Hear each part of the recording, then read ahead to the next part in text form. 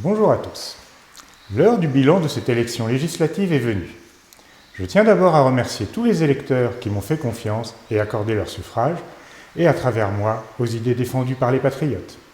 Un immense merci du fond du cœur. C'est grâce à vous que demain, nous gagnerons le combat pour la liberté, la souveraineté et la démocratie. Parce que oui, nous le gagnerons. J'en ai la certitude, une certitude profondément ancrée, à la fois par l'analyse rationnelle et par une intuition subtile mais bien réelle. J'ai pris quelques jours de réflexion avant de faire cette vidéo. Je ne m'attendais pas à ce résultat au second tour et je devais élaborer une analyse cohérente avant de m'exprimer. Comme cette chaîne YouTube n'est pas une chaîne d'information, ça n'aurait rien apporté de sortir une vidéo quelques heures après les résultats officiels.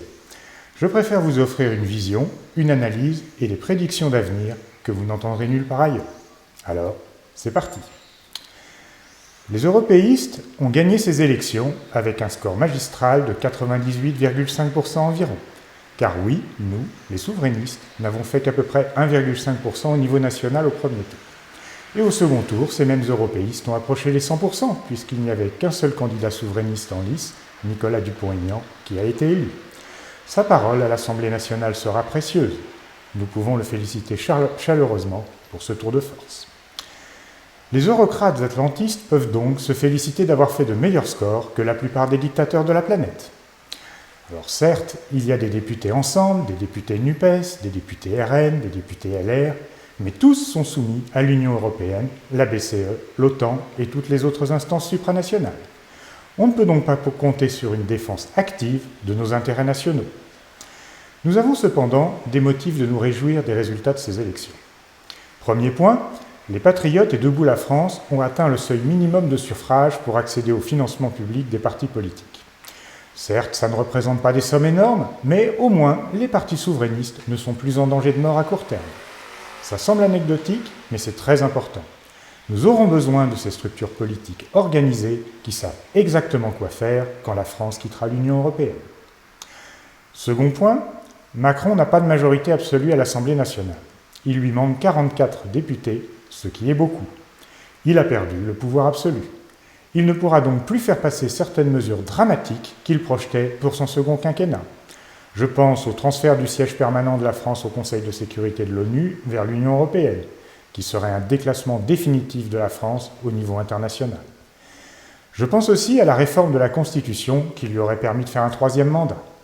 Et je pense surtout à la disparition de l'armée française au profit d'une armée européenne. Ces désastres absolus sont désormais évités.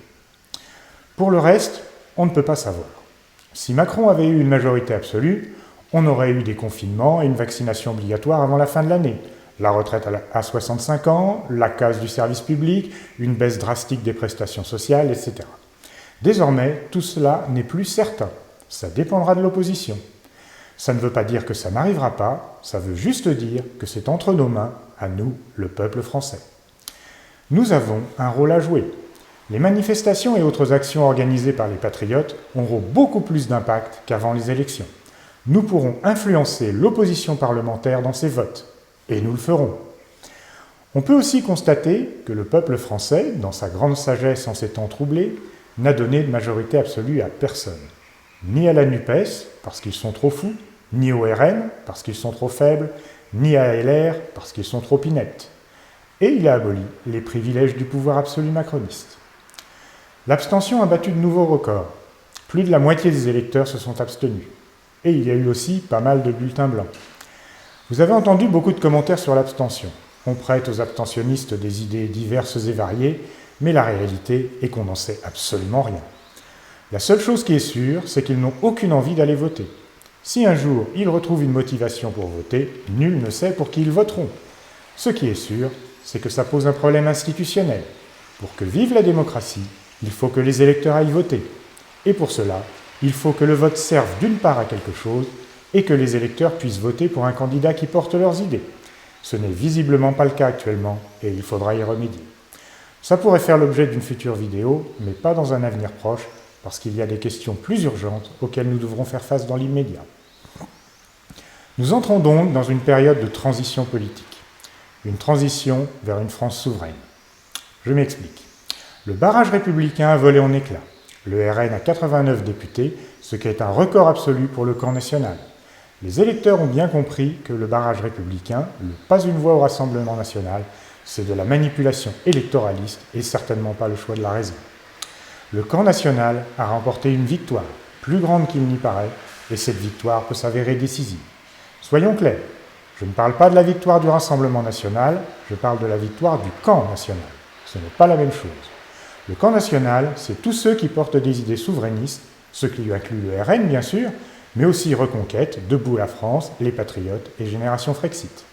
Tous ne prônent pas le Frexit, mais quand l'idée aura fait son chemin dans les esprits, ils l'adopteront. Rappelez-vous, jusqu'en 2017, Marine Le Pen portait le Frexit, du temps où le RN s'appelait le Front National. Quand elle a abandonné l'idée parce qu'elle ne faisait pas recette dans les sondages, Florian Philippot est parti et a fondé les Patriotes. C'est lui qui avait raison, et l'avenir le démontrera. Il est probable que le Rassemblement national revienne à l'idée du Frexit, et je ne doute pas que ses électeurs votent le Frexit dès qu'il y aura un référendum sur cette question. Et ce sera aussi le cas des électeurs de tout le camp national, le moment venu. Dans ces conditions, même si l'art de prédire l'avenir est généralement un art difficile, auquel je me livre rarement dans la vie, je vais pour la première fois m'y livrer publiquement. Cette vidéo fera donc date dans ma carrière de youtubeur, car vous pourrez me la ressortir plus tard et porter un jugement féroce sur mes analyses. Faire de la politique avec un grand P, c'est prendre le risque de se tromper et de devoir assumer plus tard. Je ne vais donc pas vous donner des prévisions du genre « l'été prochain il fera chaud et l'hiver prochain il fera froid ». Globalement, toutes choses égales par ailleurs et sauf événement imprévu. Ce genre de prévisions, ça ne sert strictement à rien. Je les laisse donc aux eurocrates. Non, les prédictions que je vais vous faire sont plus courageuses que ça. Prédiction numéro 1. Je vous prédis l'effondrement de la base électorale de NUPES. Ils vont se ramasser aux prochaines élections, les européennes de 2024, très loin des scores qu'ils ont fait dimanche. Prédiction numéro 2. Le conflit en Ukraine va s'éterniser, mais d'ici quelques semaines, on n'en parlera plus du tout dans les médias officiels. Prédiction numéro 3.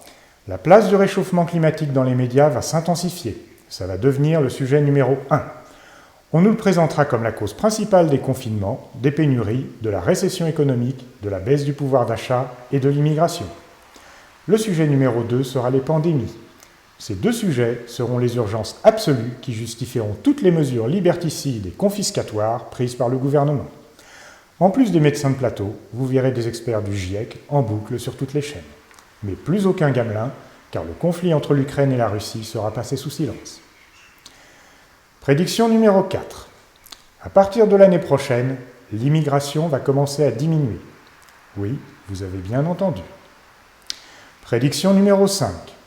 Je vous prédis qu'aux élections européennes de 2024, au moins un patriote sera élu député européen. Prédiction numéro 6. Pour finir, je vous prédis que le Frexit sera lancé dans les 5 ans qui viennent. Voilà pour mes prédictions. Comme je ne suis pas du genre gourou qui sait tout et assène des vérités sans aucune explication, je vais vous expliquer comment j'en suis arrivé à ces conclusions. Parce que toutes ces prédictions sont en fait les conclusions d'un raisonnement logique et d'analyse politique, économique et géostratégique. Première prédiction, la NUPES perdra la majorité de ses électeurs. La NUPES n'est qu'une alliance de façade. Il commence déjà à se diviser car il y aura plusieurs groupes aux intérêts divergents qui ont une culture de la division interne qui ne date pas d'hier. Certains vont trahir la gauche et rallier Macron. Il apparaîtra rapidement que la gauche est devenue folle et inepte. La NUPES n'est pas un parti de gouvernement, c'est un groupe schizophrène qui n'a aucune cohérence politique. Ceux qui ne l'ont pas encore compris vont vite écarquiller les yeux de surprise et d'horreur en les voyant à l'œuvre. En quelques mois, quelques années tout au plus, toute la gauche française sera vue comme un ramassis de bons à rien, d'incapables et de profiteurs, et plus personne ne voudra voter pour une gauche qui a démontré son inutilité totale. Dans ces conditions, comment pourrait-il avoir plus qu'une poignée d'électeurs irréductibles lors des élections européennes de 2024 ? La NUPES est un cadavre politique ambulant. Croyez bien que j'en suis infiniment désolé, car les valeurs traditionnelles de la gauche font partie des gènes de la France. Il faut qu'elles soient défendues si nous voulons que la France reste la France, une nation qui sait trouver le juste équilibre entre sa prospérité et son modèle social. Espérons qu'après la mort politique de Mélenchon et de ses alliés, la gauche retrouve une parole cohérente et réaliste à l'avenir. Seconde prédiction. Le conflit en Ukraine va durer, mais on n'en parlera plus dans les médias. Ceux qui ont accès aux vraies informations, pour autant que des informations en provenance d'un champ de bataille puissent être considérées comme vraies, savaient dès les premiers jours que la Russie allait écraser militairement l'Ukraine. Au fil des semaines, on a pu constater l'aveuglement de l'OTAN et le déni de réalité de l'Union européenne. On ne connaît pas encore le dénouement final, mais quoi qu'il arrive, on sait que d'une façon ou d'une autre, la Russie sera la grande gagnante. Et l'OTAN s'est fait humilier, entraînant ses membres, et en particulier la France, dans cette humiliation sur la scène internationale. Les médias n'en parleront donc plus, car il n'est plus possible d'interpréter les faits autrement que par une humiliation cuisante pour Macron. Mais ce n'est pas grave, il y aura bien d'autres sujets à médiatiser. Ce qui m'amène au point suivant. Troisième prédiction. Le réchauffement climatique et les pandémies vont faire la une des médias pendant des mois. Pour justifier les mesures liberticides, la tyrannie autoritaire, la réduction des droits et de nouveaux devoirs pour les citoyens, il faut à Macron une raison impérieuse qui ne lui laisse pas le choix. Tout simplement parce qu'il ne veut porter aucune responsabilité dans ce qui va se produire en France. Comme il est désormais exclu de se servir du conflit en Ukraine, c'est le réchauffement climatique qui va le remplacer. Sauver la planète est la grande cause dont il a besoin pour imposer sa tyrannie. Il ajoutera à ça une ou plusieurs pandémies, réelles ou imaginaires, pour compléter le tableau. Ainsi, même si vous ne vous sentez pas concerné par l'avenir de la planète, vous êtes quand même concerné par votre propre avenir, pas vrai? Vous n'avez pas envie de mourir tout de suite, n'est-ce pas? Macron veut vous éviter une mort atroce, qu'elle soit par la maladie ou par la destruction de la planète. Vous pouvez bien accepter quelques menus sacrifices en échange, non? Eh bien, c'est cette soupe nauséabonde qu'on vous servira à l'avenir dans les médias. Quatrième prédiction. L'immigration va diminuer à partir de l'année prochaine. Celle-là, je suis sûr que vous ne l'aviez pas vu venir et vous vous demandez bien d'où ça peut sortir. Si vous vous dites que Macron pourrait nommer Éric Zemmour ministre, ce n'est pas la raison. Ça n'arrivera pas. Non, la France ne contrôlera pas plus ses frontières qu'aujourd'hui, elle ne mettra pas fin au regroupement familial, elle n'arrêtera pas plus de clandestins et ne mettra personne dans l'avion. Ce n'est pas du tout ça qui va se passer. C'est bien autre chose. Les candidats à l'immigration ne voudront plus autant venir en France. Quand ils verront ce que sont devenues nos conditions de vie, ils préféreront rester chez eux ou choisir une autre destination. Les immigrés sont économiquement les plus fragiles sur notre territoire. Vous n'avez pas de clandestins CSP+. Les immigrés récents, légaux ou illégaux, sont majoritairement en situation précaire. Une situation précaire à nos yeux de Français, mais qu'ils jugent meilleure que la leur dans leur pays d'origine. En venant chez nous, ils cherchent une vie meilleure, pas une vie plus difficile. Quand ils verront à la télé que les Français souffrent de pénuries diverses et variées, y compris alimentaires, que le gouvernement distribue des chèques alimentaires pour que les pauvres ne crèvent pas de faim, qu'il n'y a plus de travail, plus d'argent, des grèves et des manifs partout, que la police est devenue ultra-violente envers les honnêtes gens, que quand on est malade, on n'est même plus soigné correctement, et ce, alors même qu'on est français et qu'on paye ses impôts, quel espoir d'une vie meilleure peuvent-ils avoir en venant chez nous? Aucun. Ils ne viendront plus, car la France ne sera bientôt plus un Eldorado, même pour les plus miséreux. Bien sûr, l'immigration ne s'arrêtera pas du jour au lendemain, mais elle baissera petit à petit, au fur et à mesure que ceux qui veulent quitter leur pays d'origine prennent conscience de ce qu'est réellement devenue la vie en France. Ça commencera après les événements que nous allons vivre cet automne et cet hiver. Cinquième prédiction. Au moins un patriote élu au Parlement européen en 2024. C'est la prédiction la plus risquée. La raison en est simple. Il y a beaucoup de choses imprévisibles qui peuvent arriver dans l'avenir et qui auront un impact sur cette prédiction pour que je puisse estimer assez finement sa probabilité de réalisation. Il est possible que les patriotes fassent un bide, comme il est possible qu'ils aient de nombreux élus. Dans cette prédiction, c'est plus l'analyse de la dynamique future que le résultat final qui est intéressant. Les patriotes ont désormais un socle électoral qui est certes faible, mais qui est homogène. On l'a vu lors de ces élections législatives. Les scores sont très proches dans toutes les circonscriptions, autour de 1,5%. Ces scores ne sont donc pas associés à une personnalité particulière, ni à une région particulière. Ce sont donc les idées et les propositions qui sont partagées. De plus, toutes les classes sociales sont représentées, et on voit des électeurs qui viennent de la gauche comme de la droite. Nous ne sommes pas un camp qui tient un précaré bien délimité qui engendre l'hostilité de la majorité, comme les identitaires de droite par exemple. Nous n'avons pas de plafond de verre indépassable. Ces législatives ont donc démontré que les patriotes sont en capacité d'accéder un jour au pouvoir, en réunissant une large majorité autour de leurs idées et de leurs propositions. Oui, mais quand ? Il est impossible de répondre précisément à cette question. Peut-être bientôt, peut-être jamais. Ce qui est sûr, c'est que les idées sont les bonnes, les propositions sont justes, le programme est cohérent, et les patriotes honorent les valeurs de la France. Ce qui manque, c'est la notoriété et la crédibilité. La notoriété, c'est le fait d'être connu.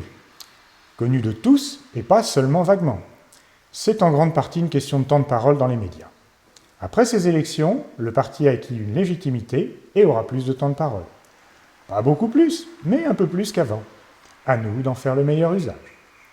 La crédibilité, ça se construit dans la durée, et ça n'est utile qu'une fois la notoriété acquise. Là-dessus, on est sur la bonne voie.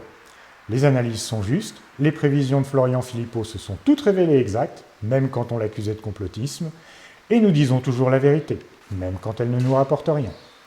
Ceux qui nous suivent le savent, et avec la notoriété, de plus en plus de gens le verront. Bien peu de partis politiques peuvent se targuer d'être aussi crédibles dans leurs propositions que nous. C'est pour ça que je suis convaincu qu'après les événements que nous allons vivre dans les mois qui viennent, les gens vont se rendre compte qu'il y a cette petite voix résistante qui dit la vérité et indique le chemin pour s'en sortir. Et comme nous sommes à la veille de grands changements qui vont toucher les Français dans leur chair, je pense que beaucoup de gens vont commencer à ouvrir les yeux et devenir réceptifs à un discours politique digne de ce nom. 6e prédiction. Le Frexit dans les 5 ans qui viennent. Cette dernière prédiction ne dépend pas de la précédente. Même si les patriotes disparaissaient de la scène politique, ce que je ne crois pas évidemment, le Frexit aura lieu. D'ici 6 mois, la situation économique se sera tellement dégradée qu'il sera évident que les Français sont exploités par des fonctionnaires européens qui ne se préoccupent que d'eux-mêmes et de leurs copains. L'inflation, le chômage, les pénuries, les confinements, les saisies et les réformes infâmes qui se profilent vont créer un rejet de l'Union européenne et de l'euro qui va dépasser tout ce qu'on peut imaginer, sans compter les affaires de corruption et les conflits d'intérêts qui seront mis en lumière. Nous allons assister à la chute de l'Union européenne et à la fin de l'euro. Il est même possible que ce soit l'Allemagne qui quitte l'Union européenne la première. Le Frexit est devenu inévitable et l'accélération fédérale qu'on voit actuellement n'est que le chant du cygne de cette organisation. Même si le pouvoir est détenu actuellement par des europhiles mondialistes, une bonne partie d'entre eux va basculer par la pression de la rue et les autres seront obligés de suivre ou de démissionner. Cela dit, j'appelle Frexit n'importe quelle modalité de retour de notre souveraineté nationale. Du coup, ça ne veut pas forcément dire qu'il y aura application de l'article 50 du traité de Lisbonne, ce qui est la vraie définition du Frexit. Ce qui va arriver pourrait être une dissolution de l'Union européenne qui ne serait pas à l'initiative de la France, par exemple. Mais au minimum, il y aura une sortie de l'euro et un retour au franc qui pourrait se produire alors que la France fait toujours partie d'une Union européenne qui aurait perdu une grande partie de ses pouvoirs supranationaux. C'est peu probable, mais en ces temps troublés, rien n'est impossible, même pas ce qui est formellement interdit par les traités. Voilà pour l'analyse qui m'a permis d'arriver à ces prédictions. Dans les prochaines vidéos, je reviendrai à davantage d'éducation politique et moins d'analyse politique. Mon sentiment est que c'est plus utile dans l'immédiat. Je vais commencer par le sujet de l'euro, parce qu'il faut bien comprendre que c'est ça qui rend la continuation de l'Union européenne impossible. Je parlerai aussi beaucoup d'écologie politique, parce que comme je vous l'ai dit tout à l'heure, c'est de ça dont vous aurez besoin pour décrypter le matraquage médiatique à venir sur le réchauffement climatique et les mesures que le gouvernement décidera de prendre. Et vous allez le voir, il y a beaucoup de choses que vous croyez savoir, mais en fait, vous avez été manipulés et conditionnés pour croire à une pensée unique qui n'a pour but que la soumission des peuples dans une économie mondialisée. Et vous en êtes peut-être même involontairement complice sans le savoir. Si vous n'êtes pas déjà abonné, pensez à le faire maintenant et mettez un pouce vers le haut pour le référencement. Les commentaires sur mes prédictions sont les bienvenus et j'essaierai de répondre à toutes vos questions. Alors je vous dis à bientôt et merci.